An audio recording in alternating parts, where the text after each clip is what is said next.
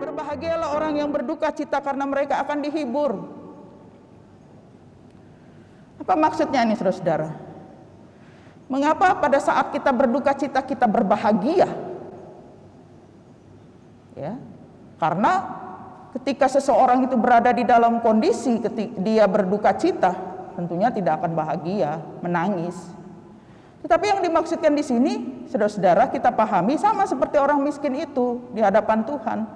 Jadilah miskin di hadapan Tuhan, supaya kita dilengkapi untuk kaya di dalam Dia. Yang kedua, orang yang berduka cita itu pasti ingin dihibur. Tidak ada orang yang berduka cita kemudian dimaki-maki, dimarah-marahin, tambah berduka cita. Tapi orang yang berduka cita yang dimaksudkan di sini adalah bahwa ketika kita berada di dalam situasi duka cita, maka satu-satunya yang hanya bisa menjadi penghiburan bagi kita adalah Tuhan Yesus, nggak ada yang lain. Ya. Hanya ada di dalam Tuhan Yesus, karena Dialah yang nanti akan membukakan mata kita, bahwa kuasanya itu sungguh-sungguh nyata di saat kita lemah. Itu maksudnya. Jadi orang yang berduka cita itu adalah orang yang berbahagia. Kalau dia sungguh-sungguh mengandalkan Tuhan, kalau sungguh-sungguh dia mengharapkan Tuhan sebagai sang penghiburnya, dan dia tidak akan pernah kecewa. Ya. Karena ada begitu banyak orang berduka cita di dalam dunia ini.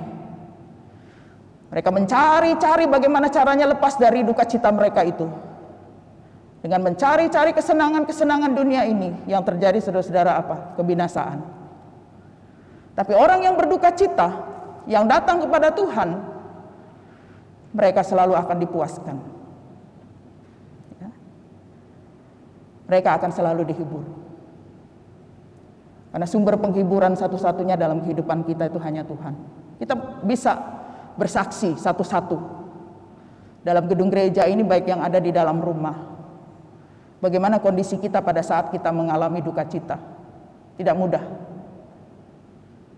Tetapi berjalannya waktu, ketika ada begitu banyak orang yang mendoakan kita, ketika ada begitu banyak orang yang memberikan penghiburan kepada kita, maka sebenarnya karya Tuhan itu dimulai.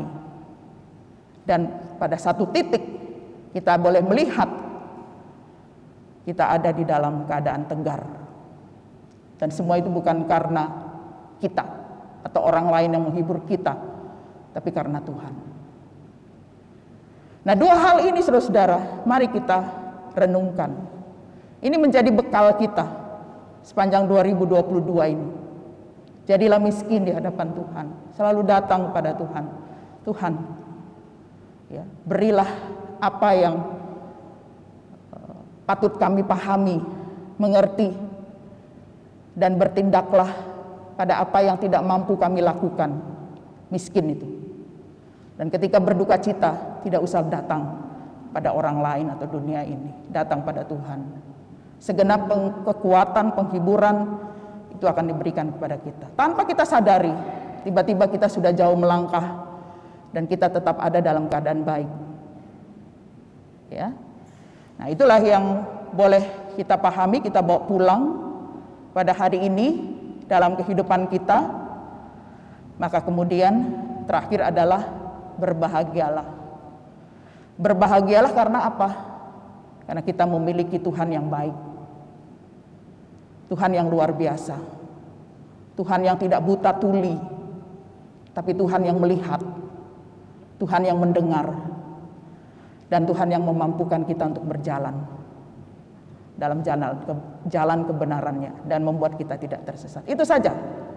Pegang itu, yakini itu dalam kehidupan kita, maka kebahagiaan itu bukan lagi impian, tapi sudah menjadi kenyataan bagi kita.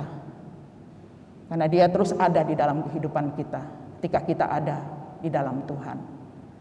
Terpujilah Kristus. Amin.